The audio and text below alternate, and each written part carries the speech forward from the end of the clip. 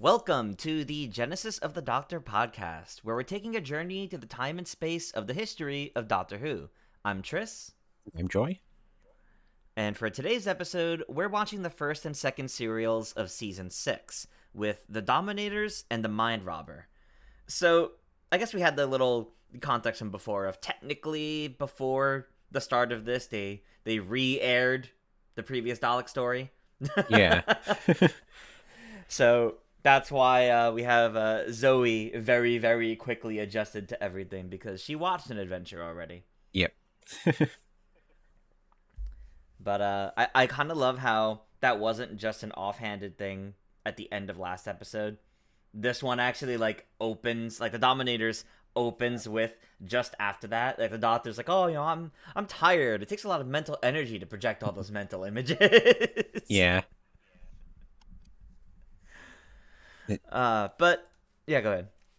The Dominators is not a very good story, I don't think. Yeah, I- I was gonna say, despite that kind of funny start, this serial's kind of a mess. Yeah. I liked the quirks. They were funny just because they're Mhm. they're gonk droids from Star Wars before Star Wars was a thing. And they Yeah, want to murder you. yeah. I think the quirks are pretty funny. Because I love how ultimately kind of helpless they were. Yeah. It's really funny how the Dominators has such a reliance on the Quarks, but when you really think about how much the Quarks do, it's kind of sad actually. They would be much better off But if they just had guns and not robots. yeah, yeah, and therein kind of lies the whole problem with this entire serial. Yeah. So you have the Dominators, which are, I mean, supposedly they rule entire galaxies. They don't really have much to show for that. Yeah. And they're very, let's say, temperamental. They're very temperamental. One of them was so keen to jump to destroy, and the only time he goes, no, I will not, was the very last episode, well Yeah. after his last warning. Yeah. I've heard this is apparently regularly at the bottom of polls that are done about Yeah. everyone's favorites. I think it's Yeah. typically second last, and the last one is the Space Pirates, which is later this season. Oof. But All right. Space Pirates has the issue that it's a missing episode, and it doesn't even have proper pictures of it, so it's photoshopped and stuff for the loose cannon reconstruction. Ooh. So, All right. That'll be interesting, I suppose. We'll get there eventually. but yeah, I found it a bit funny how this story is basically just the Daleks again, like the first Dalek Yeah. serial again, where It it's did make me think of that. you have pacifists that you have to convince to go to war with the people that have And robots. they don't. They don't. Yeah. They are actively not convinced throughout the entire story. Not Yeah. once. Apparently, they wanted. They were trying to make the new Daleks because obviously Terry Nation took the Daleks away. So Yeah. the original intention was they kind of wanted the Quarks to be the new Daleks, but then even just behind the scenes stuff for this episode, the writers were really not happy, so they never came back anyways. Wow. Yeah. I the Quarks were silly, but I wouldn't want them to come back regularly. I did not Yeah. have that Dalek feeling from them at all. The Cybermen feel like the ones that are meant to replace the Daleks, but I don't know. I definitely think behind the scenes is probably why this serial struggled so much. Yeah, because the script editor edited it quite a bit. Apparently, largely it was trying to remove satirical elements from the story, and the writers weren't happy Okay. about that, so they got their names removed. So it's credited to Norman Ashby, but it's actually Mervyn Haseman, and I forget what his writing partner's name is, but they're the people that did the Yeti stories. Interesting. Maybe that okay, if they were trying to actively remove satirical elements, maybe that's why this story felt like it was taking itself too seriously. Yeah, because there's Like to an annoying degree. There should have been more humor in like the companions' reactions to these people being pacifists, but it felt more like just constantly arguing with each other and uh more so being annoyed at the pacifists more than anything else. So I guess that would make sense why, if any humorous elements of them or of the Dominators and the Quarks being removed, yeah, I guess it takes itself too seriously. Yeah. It definitely kind of feels like it's like almost making fun of like early Doctor Who stories, and then It they does just at remove first. they remove some of the humor there, so it doesn't really work that well. Like, it was kind of funny early on when the Doctor and Jamie were pretending to be stupid. Yeah. So they were failing the tests. But there was also. It didn't feel like that really came back to anything, unfortunately. Yeah. The Doctor just kind of acts like an idiot the whole story. Like Yeah. even when they're not having to pretend it, like at the end, where when the Doctor's like, "Oh, only this island will blow up. Don't worry, it's fine." And then Jamie has to tell him, "We're on the island, We're. Doctor." Yeah. It's a funny little oversight Yeah. from the Doctor on the Doctor's part. The Doctor and Jamie did hold hands though when they had to jump They down. did. They did once again hold hands again. No, honestly, there was a lot of like funny little moments, like the we have to pretend to be stupid, and oh, Jamie, it's so simple an idea, only you could have come up with it. Yeah, I like that line.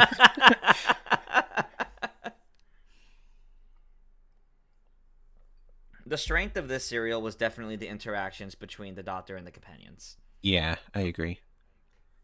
The companions had fun in the story, I think.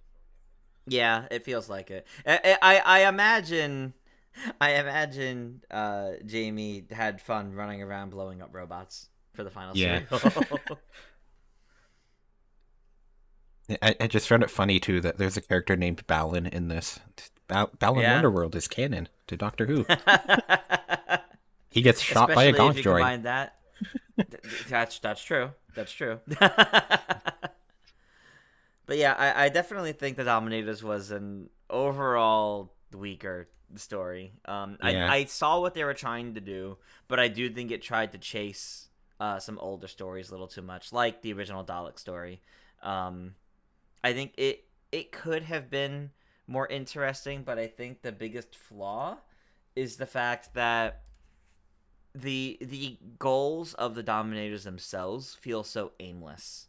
Like, yeah, we know they want to, by the end of it, we know they want to drill into the center of the planet and use it as power source. You know, that's a big TLDR, but that's yeah, basically what they want to do. But most of what they're doing up to that point doesn't align with that. yeah.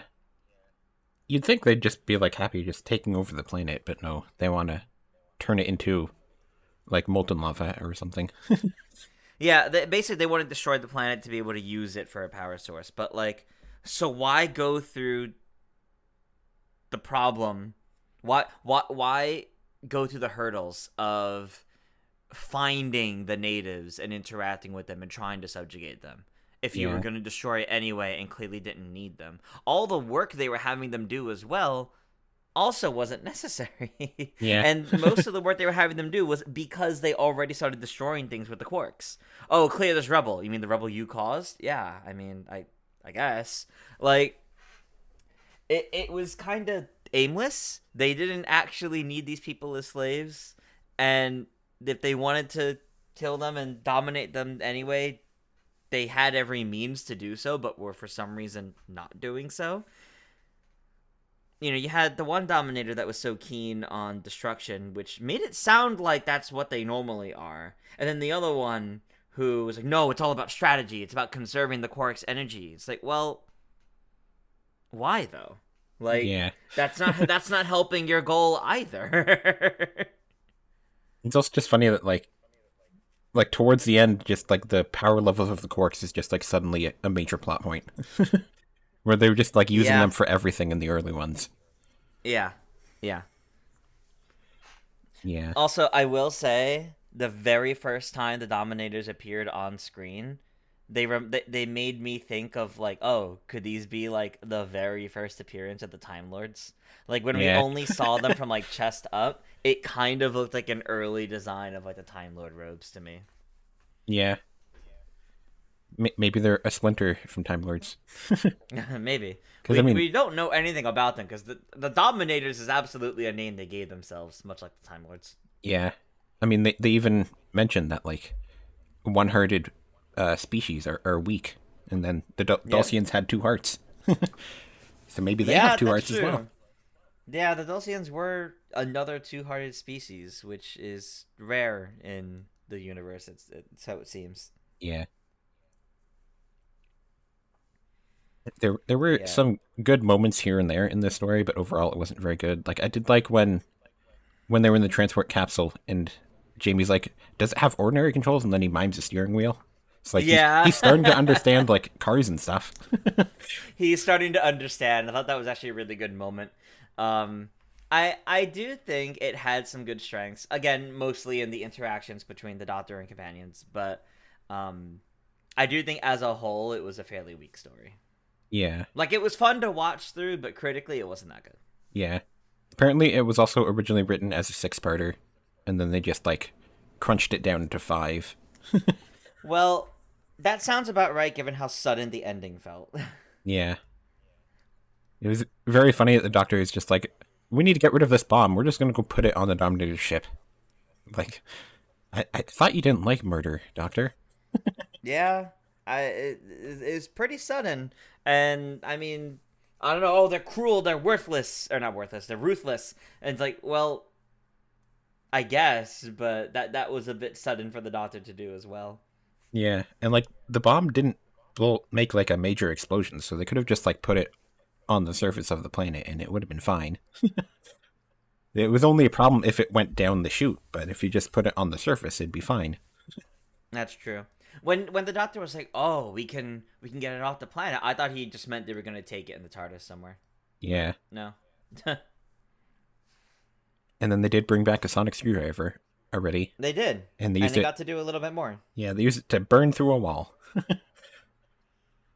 which already feels closer to what we've had it do Yeah, in modern era. it's definitely a lot closer to modern sonic screwdrivers. Hmm. Which is good because it means the weirdest things we've seen the sonic screwdriver do in modern day is there's some level of precedence. Yeah, I definitely think though the worst part about the rushed ending is kind of everyone up and leaving. Like yeah.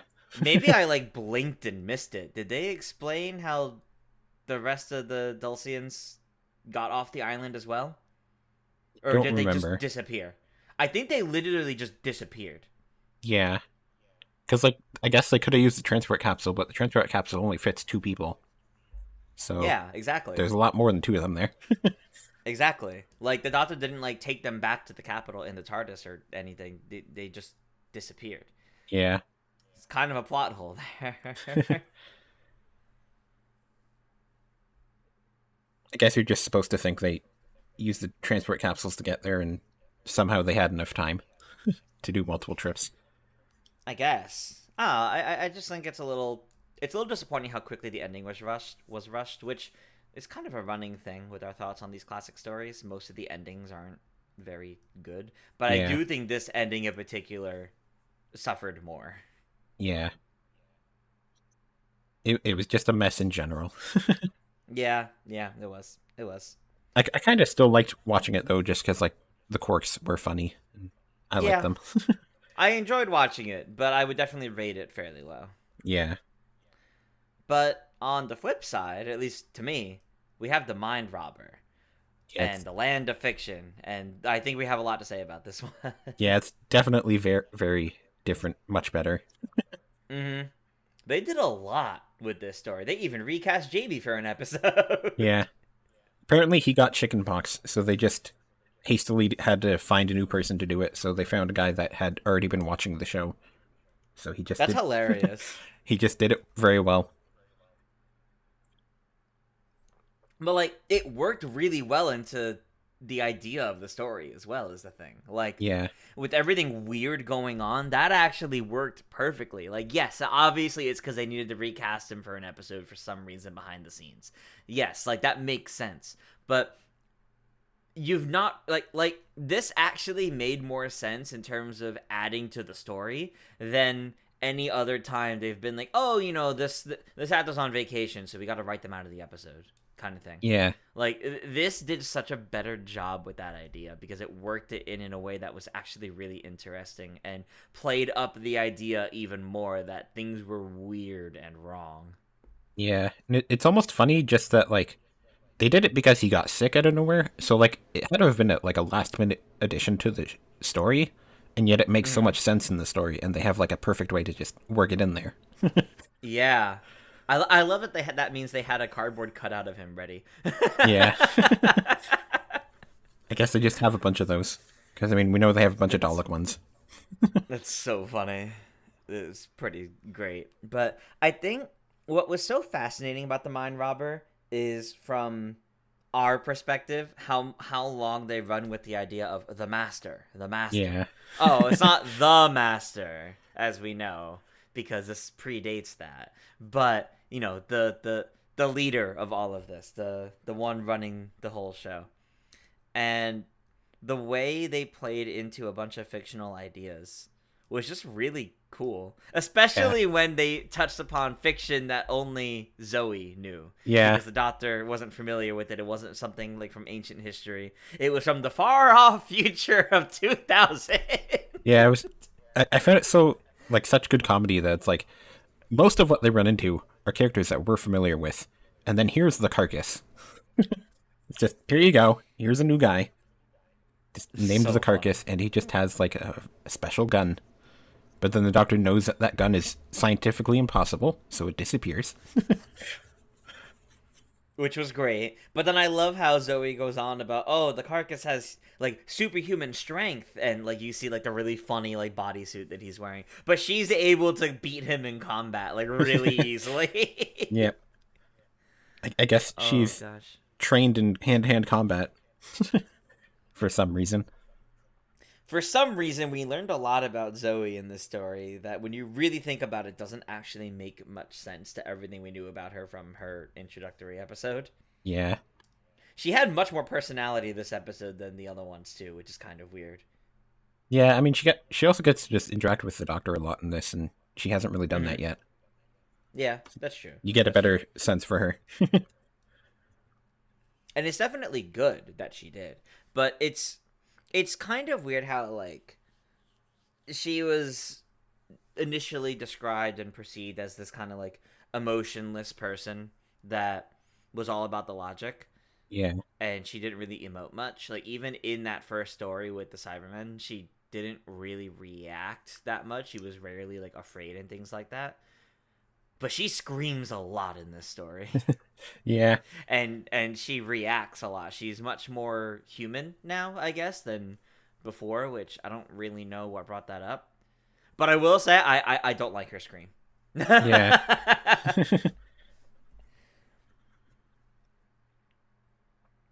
I will say though that the first episode of this was, because the last story was merged down into 5 parts. They had to like add a story or add an episode to this out in like last minute. So the first Uh-huh. episode being like the weird, like acid trip of a story that it was is largely is because they had a very last minute come up with it. I see. I But I see. really liked that episode. It's like Edge of Destruction esque, but like even Yeah, I weirder. was just thinking that. I was just thinking that it reminded me of Edge of Destruction. But I think the whole serial of the Mind Robber was actually like really good and really fun. Yeah, it's like almost the Celestial Toymaker, but better as well. It really is, which is exactly why I think we're both confident this world of fiction, land of fiction, like it's coming back. Yeah. I know people were Like, theorizing it a lot for last season, but I definitely feel like it would make a lot of sense if Mrs. Flood is like the god of fiction, and we go back yeah. here. Well, because remember, I think my theory that I expressed in a much earlier episode where we talked about Mrs. Flood is that like she's like the god of stories or something like that. Like she's a Yeah, storyteller. And now seeing the land of fiction is all about like it's about telling a story. It's not literally fiction coming to life. It's taking the ideas of fiction and existing fiction and translating it into reality, basically, or a level yeah, of reality.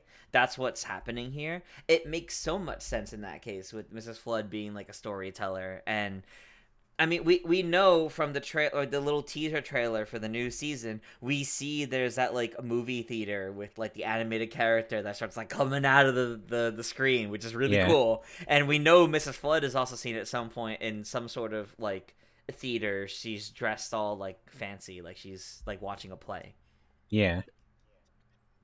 So I really do think that like they actually might come back to this idea.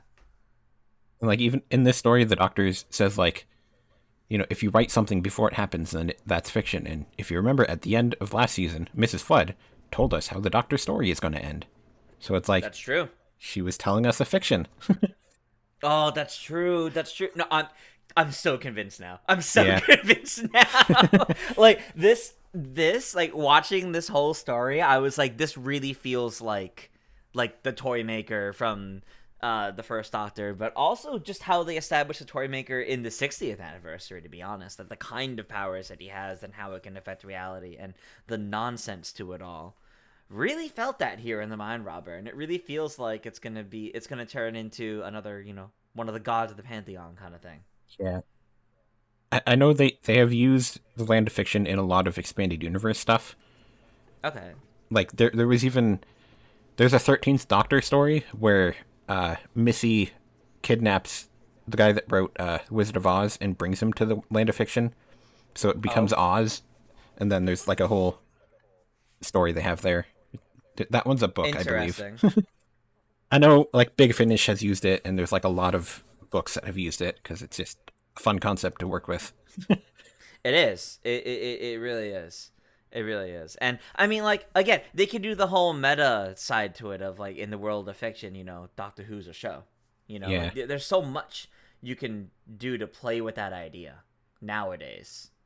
yeah, If they have the Disney money, could they turn Disney? Could they have Disney related IPs appear in here? Like this story, the Mind Robber had like Rapunzel and Gulliver's Travels and all that. Like, could we see that kind of thing but with Disney IPs?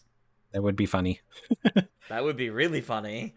Or if the Disney deal falls through, they can still have Mickey Mouse next season because he's public domain now. That's true. That's true. What if RTD does what he did last season and just says they were in the land of fiction since this story? That'd be. Ooh. I feel like you wouldn't want to do that though, because then like if you go back to the real world, Unit wouldn't exist because Unit's Yeah. in the next story. Yeah. So It's hard to say. It's hard to say like if there's the idea of, oh, they're in the land of fiction, it's when did they enter the land of fiction? yeah, Um he'll just just say and he'll say all of Modern Who was in land of fiction, and then retcon everything. well, I think what we could have is we could have like the land of fiction merged with reality thanks to like the toy maker or Yeah, like around the time of the toy maker, or even what the Doctor did in Wild Blue Yonder, like that made it happen. So rather than retconning everything as, oh, it's part of the world of fiction now, it's more of a, all these things happened because they were intertwined. yeah, Then once you free them, it's okay, these things happen as a consequence of it, they're now part of reality, but there won't be any further obstructions like that. But yeah, that would also fit with what Kate says in 73 Yards of things seem to be turning more and more supernatural nowadays.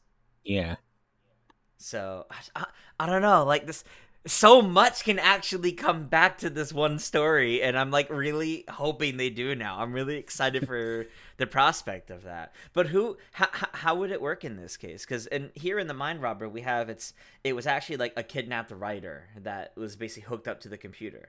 Of course, we don't know who kidnapped the writer. We don't know, who hooked him up to the computer and what sort of deity is speaking through him. But yeah.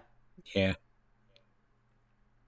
Maybe Mrs. Flood just invented gods because she was just pulled into the land of fiction, and she was the one hooked up. So she just invented the idea that there's a whole pantheon of gods. If that whole thing wait, that'd actually be really cool if the whole thing of now the Doctor's fighting gods was actually because of this from the get-go. Yeah. Wait, that'd be crazy. And you can just say that, like, somehow she was able to like view the Doctor's old adventures, so she knew about the Yeah. Celestial Toymaker and Sutek, so he just changed them a Yeah. little bit and brought them back. Yeah. That'd be really cool. That would actually be really cool.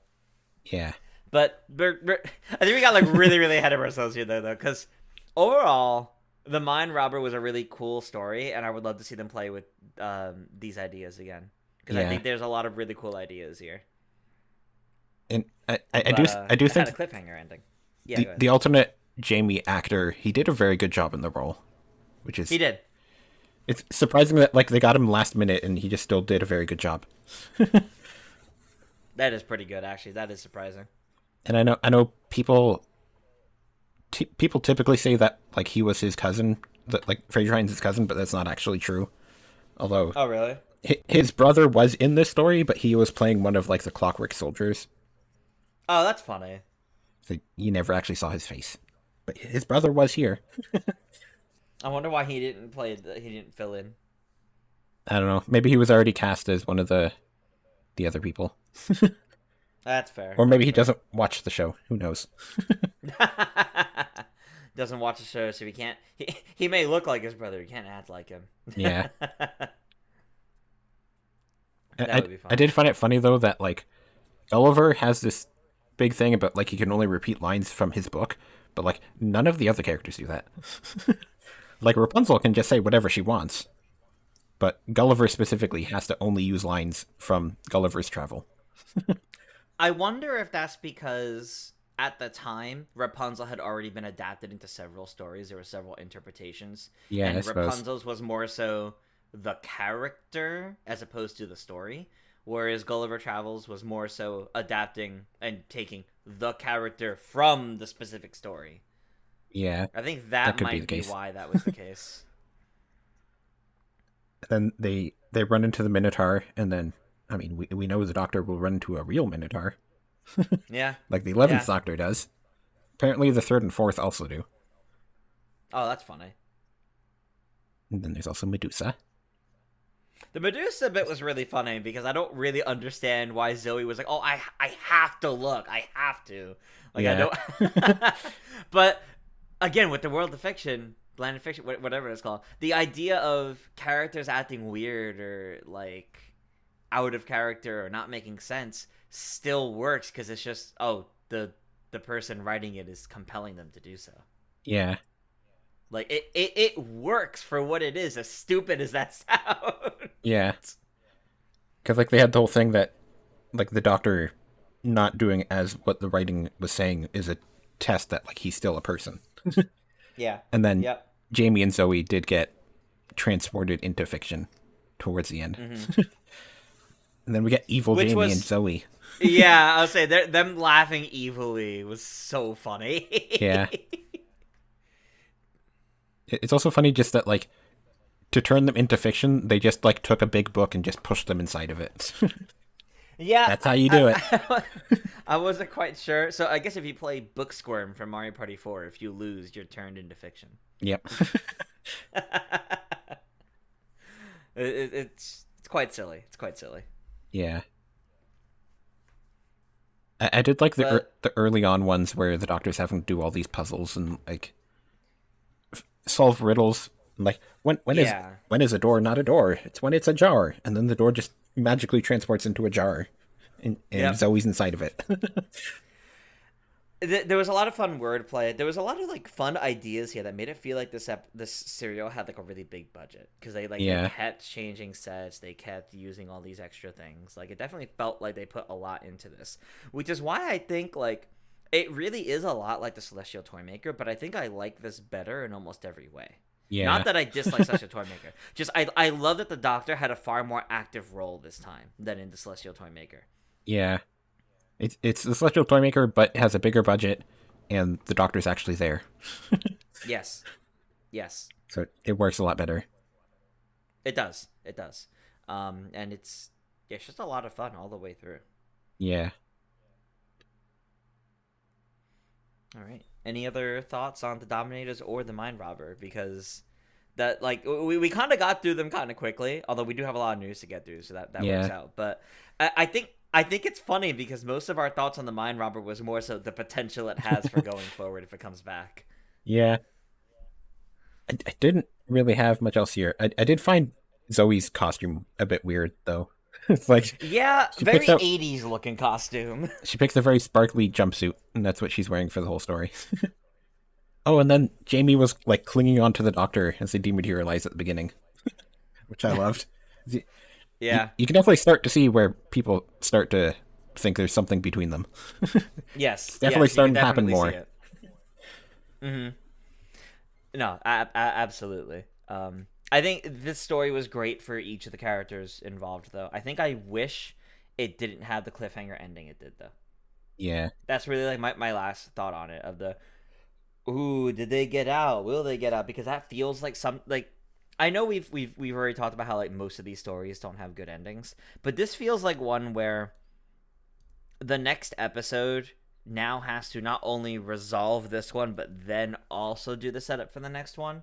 And I kind of prefer the stories where come the end of the episode you hear the TARDIS dematerializing and someone's like, "Oh, they're already gone." yeah. I'd rather the rushed ending than this kind of cliffhanger ending to it because now the full tie up to this, even if it's literally a 2 minute scene, won't be until the next actual serial, which feels weird to me because how they get out of here is still part of this one, you know? Well, they did show like the TARDIS like coming back together, like the opposite of Yeah, being yeah, destroyed. So I think you're just supposed to think yeah. that like they're in the TARDIS now. Like I think I they'll just assume. end up back where they were taken from. Yeah, so Yeah, they don't see the writer again. He's back wherever he was taken from, or something along those lines. yeah. And this is the favorite story of both Patrick Troughton and Wendy Padbury. Good. They both liked it. It is a very good Good. one. Yeah, it's a very good one, and they got to do a lot, so Yeah, that's great to see. So moving on from these classic stories, we have a lot of news yeah, to talk about. Some is news in quotes, and some is like actual news. yep, But first off, we have the Ninth Doctor and Rose getting a full series of audio stories, just like 13 and Yaz. yep, We've got our Ninth Doctor and Rose back for an entire series of audio stories. 12 episodes, I believe, right? yep. It's 12-hour-long stories. Yeah. That's crazy. Like, Yeah. that's really exciting. I mean, you knew they had to pair them up eventually because, like, Christopher Augustin completely refuses to have a different companion. That's true. He's gone on record multiple times saying, like, I never want to have, like, a recurring companion in anything other than Rose. Because Well, it kind of makes sense, too. yeah, Rose is the only recurring companion for the Ninth Doctor in his mind. No Adam, I guess. Yeah, No Adam stories. No, but, like, it really is perfect, though, because, like, the implication is that he had just regenerated not long before meeting her, and she's with him until he regenerates. So yeah, there's not much room for extra stories. Yes, they've started telling extra stories in audio over the past few years. Like they've started telling other Ninth Doctor stories, but yeah, realistically, she is his companion. It makes perfect sense, and it's yeah. great to see we're going to get an entire new season. I imagine it's going to be. I mean, if it's just the two of them, it has to be before Captain Jack joins them. Yeah. So it has to be from like the middle of season one, or series Yeah, pretty one. much. I know they did mention that Jackie Tyler will be in it as well, at least Oh, briefly. good, good. Because, like, they didn't say, like, the actor there, but they said, like, there's going to be more of Jackie Tyler, there's going to be more of the Powell estate. So, Mm-hmm. we know Jackie will be in at least one of them. We don't know how Good. much, though. She's in a lot of Big Finish. Yeah. She was in Like Once, it's Once kind in of Future, funny. even. I think it was, like, the Sixth Doctor she met in That Once in Future, which was funny. it's so funny that Jackie Tyler is basically a companion through audio stories. She's been in like so much. Like she's in a River Song story, at least one. She's in at least one Captain Jack story. I'm pretty sure she's met other doctors. Yeah. Just because any actor that they can get their hands on, they'll just put them in as many stories as they can. And she clearly loves it. She keeps coming back for them. But Yeah. it's really funny to see that she's basically a companion in these. But I am looking forward to more Nanya and Rose, because I think getting to cultivate that relationship more now, 20 years later. God, it feels weird saying that. Yeah. Getting to cultivate that relationship now, 20 years later, I think there's a lot more they could do and a lot more stories they can tell that should be really interesting. I am just a little concerned about it being set, but probably being set like halfway through series one, because I feel like that does kind of limit exactly what they can tell. Yeah. We don't really know like exactly where they plan on putting them, and theoretically they could just like jump around a bit in the season. Yeah, We'll have to this makes wait me and see. wonder. This makes me wonder if we'll ever get more stories of Rose in the Meta Crisis 10th Doctor in the parallel universe, Yeah. Geek's World. I know she had like her own Big Finish run where she's in that universe. I think Yeah, that the was Dimension Canon. yeah, that was before Metacrisis Doctor though. Yeah, that was her journey to Stolen Earth and Journey's End. Yeah. Basically her journey through series 4. Um and I think there are a couple of stories. I forget if they're Big Finish or if they're written stories that take place after with the Meta Crisis, and how he's not the same as the Doctor. I think he even takes on like a proper name that isn't the Doctor. I don't remember what it is offhand. Yeah. I'm Um not too sure myself. Yeah, but like I do know they have built up that lore a little bit in extra media. But if seeing that we're getting like whole series now, 13 in Yaz and 9 in Rose, I want to see them continue more of these. Yeah. Like whole proper seasons. Like I know we have like a ton of stories of like 10 and Donna, for example. Not a whole season, but like a bunch of stories with them that take place during their original season. And we have more of like the 11th Doctor having a bunch of random stories from throughout his tenure. Like I would love to see this idea of a Doctor and companion reuniting for an entire season of new stories with more of them, I think. Because I think it's a fantastic idea. I just Yeah. hope they find a way to work them into proper canon, because I think that'd be interesting. That'd be exciting. Yeah.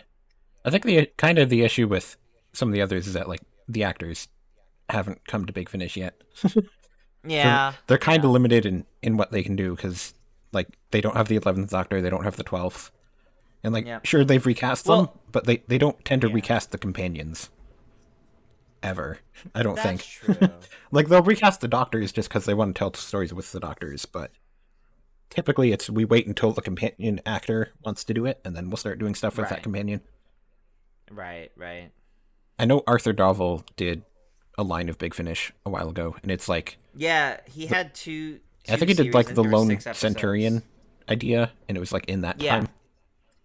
But then like Karen Gillan hasn't been there because she's in Hollywood, so yeah, she's she'd a be little too busy for expensive. all that. Yeah, I don't even think expensive is necessarily the problem. I think just she's just too busy. busy. Yeah, Yeah, because I think the fact that like I, other than Christopher Eccleston, I don't really know many actors involved in Doctor Who that wouldn't come back for any side of it in a heartbeat if they yeah, were asked. And I think it's just a case of being too busy. Um, I remember like Karen Gillan still gets together with other people from the Doctor Who cast. Like I remember, I don't remember exactly when this was, but I remember like she had posted she went on like a whole day of shopping with Alice Kingston and confused a bunch of people online by posting, "Oh, just shopping with my daughter," because only Doctor Who fans would get that one. But yeah, funny things like that, like they clearly built up a friendship or relationship, and most of the people involved in Doctor Who with the major cast members kind of build that up together. So I have to imagine, unless they've said otherwise, most of them would come back if they had the ability to. Same reason yeah, why like I think like Jenna Coleman as Clara doesn't, because she's in like everything nowadays. She's yeah. also in so much. And Big Finish definitely probably wants to tell Claire Oswald stories because there's so much they can do with her with like Oh the god, there's Impossible so Girl. much. There's so Yeah, much to do with the she Impossible Girl. Clara could end up having enough stories to rival Missy and River. Yeah, if she's just ever not busy at any Yep. point. Yep. It's funny that like Christopher Eccleston has gone on the record saying like he came back because he just wanted some money in 2020 because there was Oh, really? like there was nothing else he could really do in 2020 with the lockdown. So it was just like Right. Big Finish just emailed him and said like, "Hey, do you want a job?" And he's, sure, I'll take the money. But like obviously Is he? he's passionate about it too and everything. Yeah, I was gonna ask. Like, is he at least still like passionate about it and like happy to be doing it? Yeah. Just not under It's like the same executives that he was before. like he loves Doctor Who. It's just obviously behind the scenes stuff is why he would never come back to the show itself. Yeah. Yeah. But he needed money in 2020 because there wasn't a lot of acting opportunities at the time, so that's why he started doing Yeah, Big that's Finish. true. Okay. Yeah. That makes sense. That makes sense. I'm just happy though because the Ninth Doctor stories start in July and it's every 2 years or every 2 months for a 2 year period, and then the 13th Doctor Okay. is in August and it's every 2 months for 2 years. So from Oh, so they alternate. yeah, from July this year to like I guess it's June 2027. It's every Wow. other month. There's Ninth Doctor, 13th Doctor, Ninth Doctor, 13th Doctor. Like that's Wow. perfect Okay. for me because those are my two favorites. Yeah. Definitely. We just gotta get That's really cool. we gotta get them to do it with like the 12th Doctor and Bill. That would be great. God, please! I want that with 12 and Bill. I really want Capaldi to come back for those specifically because I think Yeah, he'd have a lot of fun doing it that way, as opposed because I know like he doesn't want to return to the show. He thinks he's set, he's satisfied with where his Doctor ended. He doesn't feel there's more stories to tell on that front. But I would love if he did audio stories yeah, more taking place during season 10. Yeah, because series 10 definitely feels like the one that you can pull more from between him and Bill and Nardole, like this. Ah, please. Although I do think the actor that they have for Big Finish that plays, I think it's Jacob Dunman. I think he is. He plays both the 11th and 12th Doctors, and he yeah, does them both like shockingly well. yeah. I mean, if they could just get Bill back, then or Pearl Mackie, maybe they would Yeah, do a whole thing with the new 12th Doctor voice actor.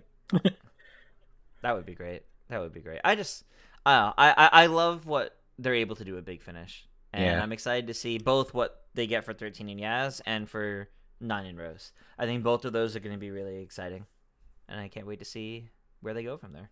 And like the way that they're doing the Ninth Doctor and 13th Doctor things is basically just like a new idea because they've never done like low entry, like low barrier of entry things like this where it's just like 1 hour long story that's like $15, whereas Yeah. normally it's like $50 and you get 3 stories. So this is like Yeah, that's true. That's true. they're kind of beta testing, seeing how like well this goes down, I guess, and then afterwards maybe they'll try to do it with more doctors.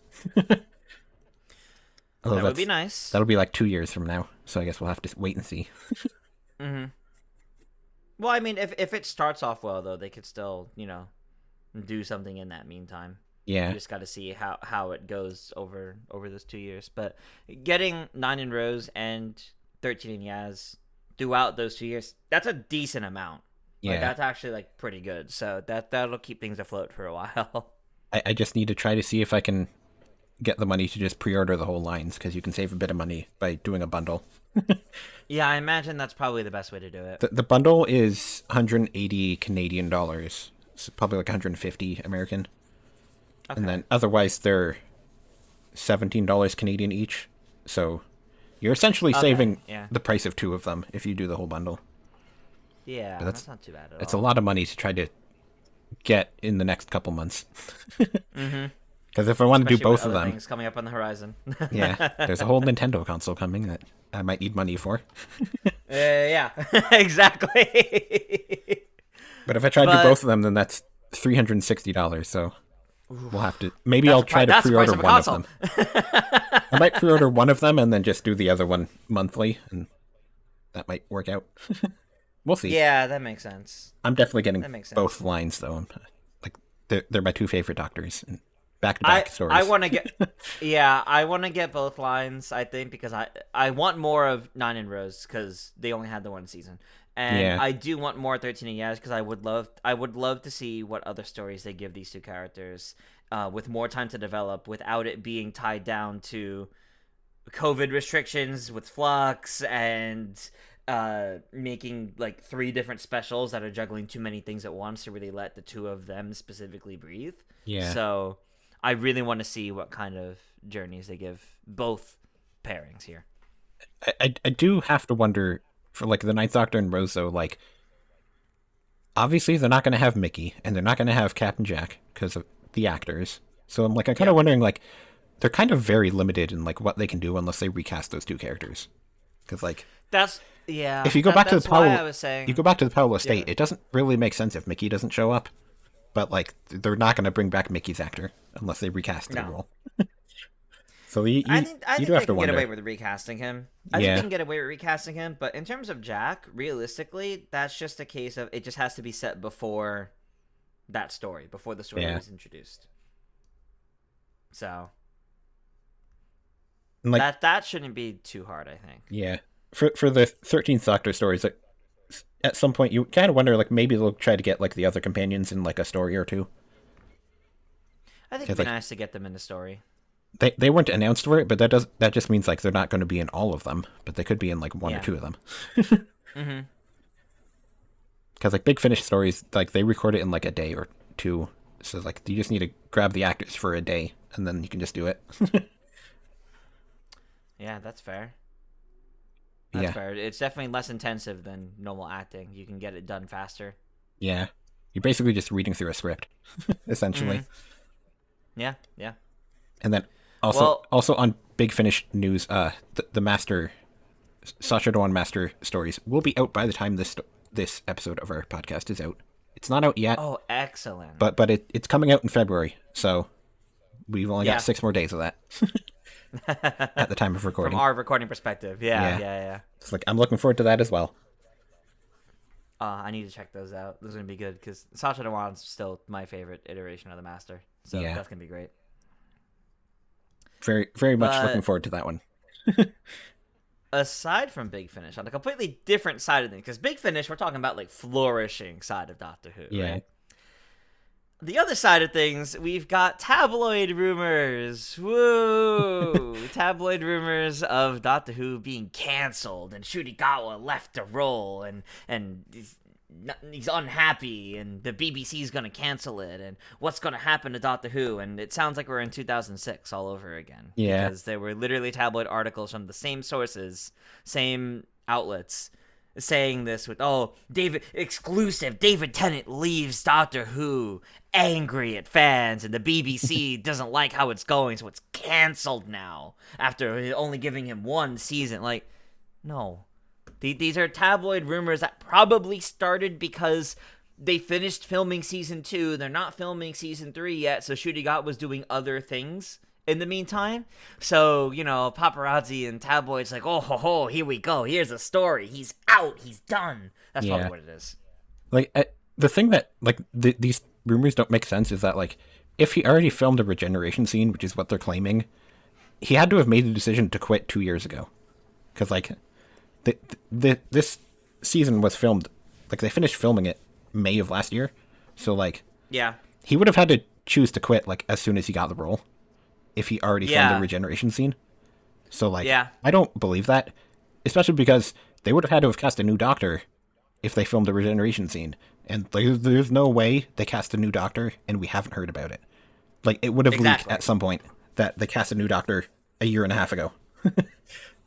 Unless like It's why they announced Shooty so early, because they announced it before they filmed it, because they knew that would leak otherwise. And like, I believe they announced that even before they announced David Tennant was coming back, if I'm not mistaken. I think so, yes. Just so that like you knew, David Tennant's not permanent. Mm-hmm.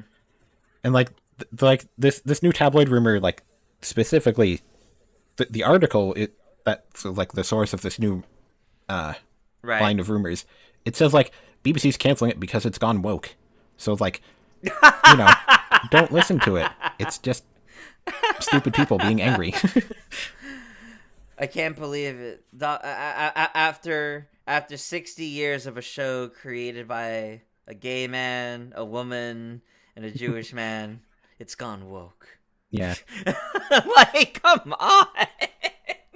And like, if you read through that article, like nothing it's saying is actually a new rumor.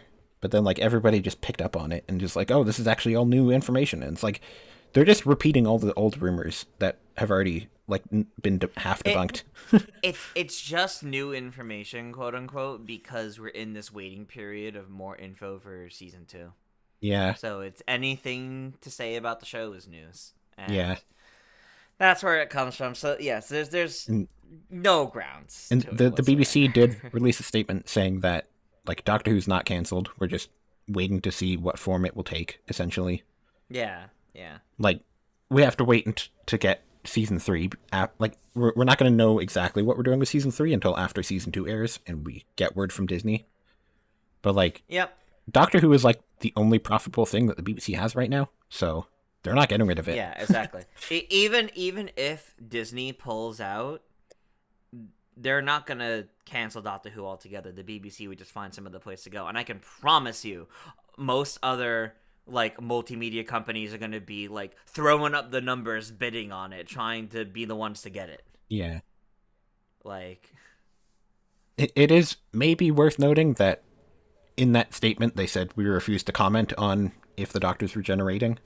So it's like they're not saying that Shooty's not quitting, but I don't think he has already filmed the regeneration scene just because like it doesn't make sense so to me. I think I to me it's a case of no, he hasn't quit, but it's entirely possible that when signing on, it was set like it is going to be this many seasons, and at the end of this set season, you will regenerate, as opposed Yeah. to keeping it open. That is possible that they set it up in that way. Yeah. However, I don't think he would regenerate at the end of a season because nowadays they're always doing it in specials. Yeah. So they haven't filmed this year's Christmas special yet. I think because we don't even know if there will be one. Yeah. Um, I've I'm heard hoping there will be. people But are theorizing that maybe War Between the Land and the Sea will take the Christmas spot this year. I do see that being the case. Yeah. Like the budget for that would normally go for a Christmas special. The marketing that normally goes for Christmas special will instead go to this this series. That I think this series could have some level of influence on the following season 3. Yeah. So I think that's why we haven't had anything yet, because we're good. We have two Doctor Who shows this year. Yeah. Like the issue with having a Christmas special this year is that like they're not even going to know if they can start filming one until like June essentially. Yeah. So like they're not going to have time to make one. So that's why people are saying War Between the Land and the Sea might just be our Christmas thing this year. And they might just like have the premiere at Christmas and then just the rest after or something. Cuz That's true. That's true. that way they can just like fit it in there.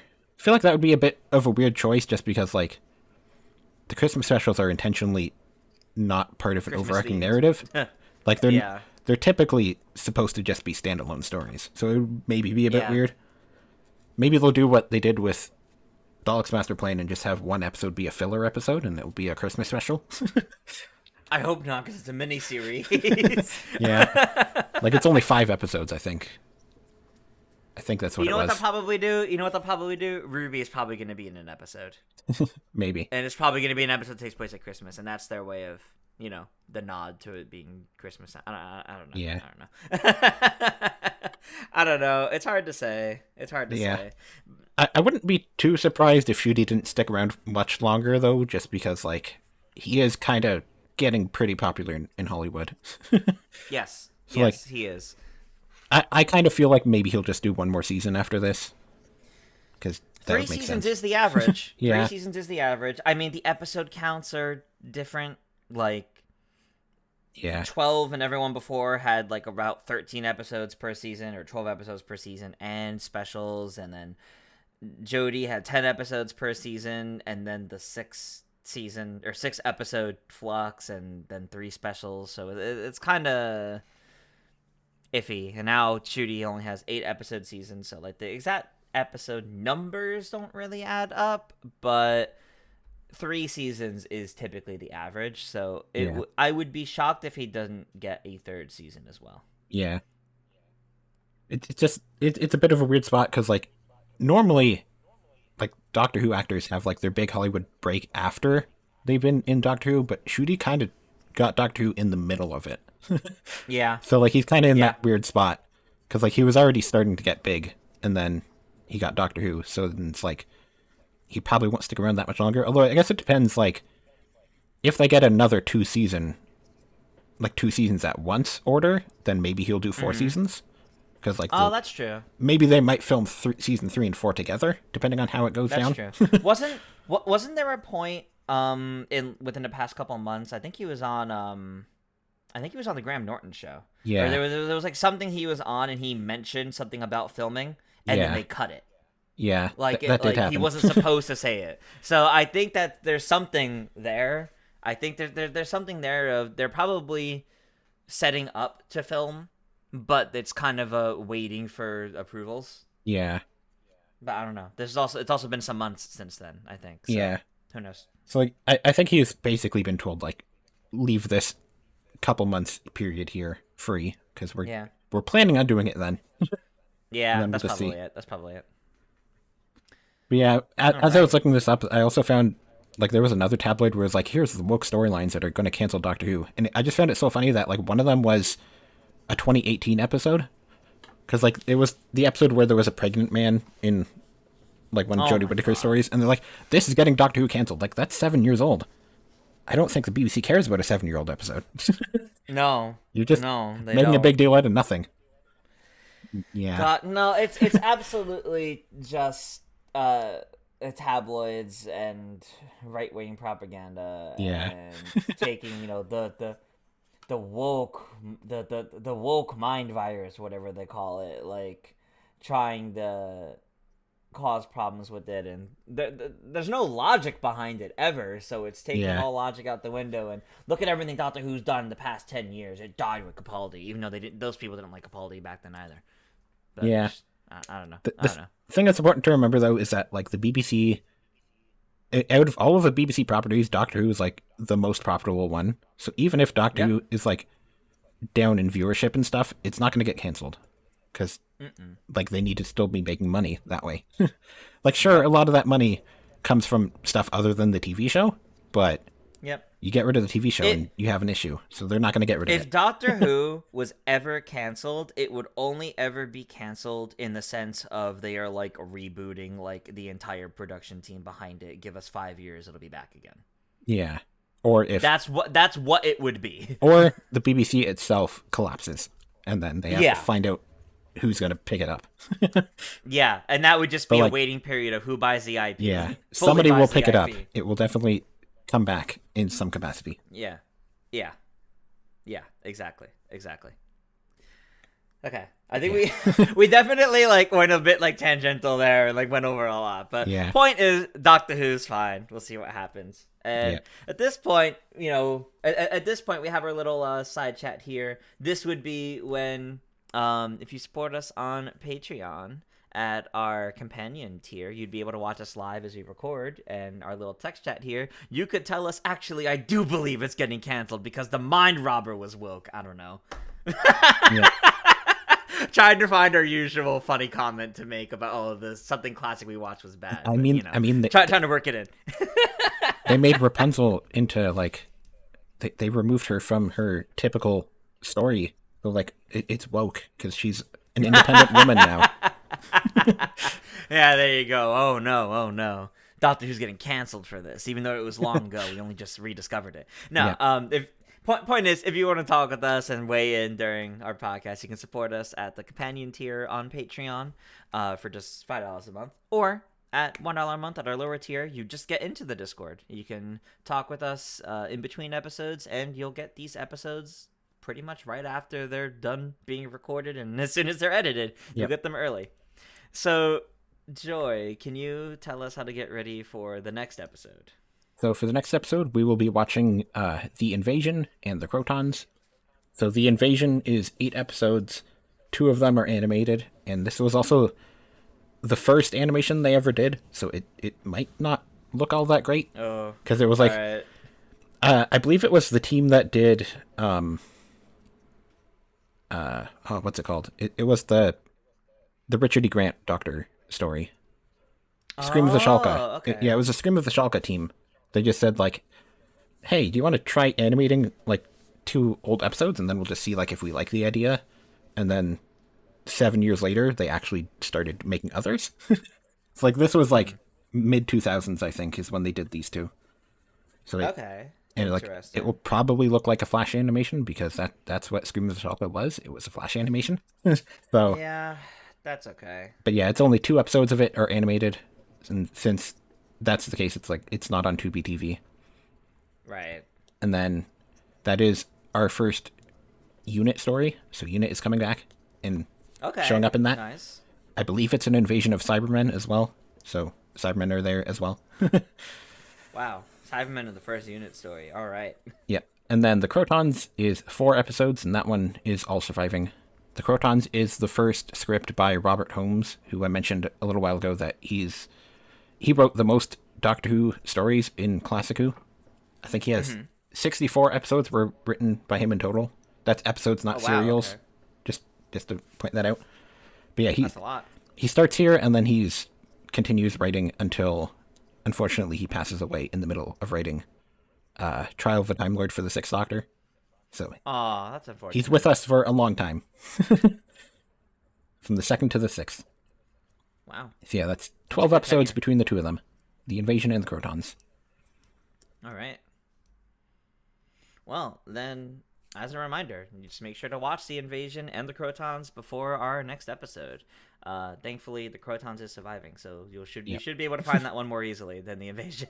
Yeah. But you can support us on Patreon for even just $1 a month, which will get you access to our Discord and early access to these episodes. I have been Tris. You can find me on social media at ToonTris. And I've been Joy. You can find me at Joy Content. And we will see you next time. Bye. Bye.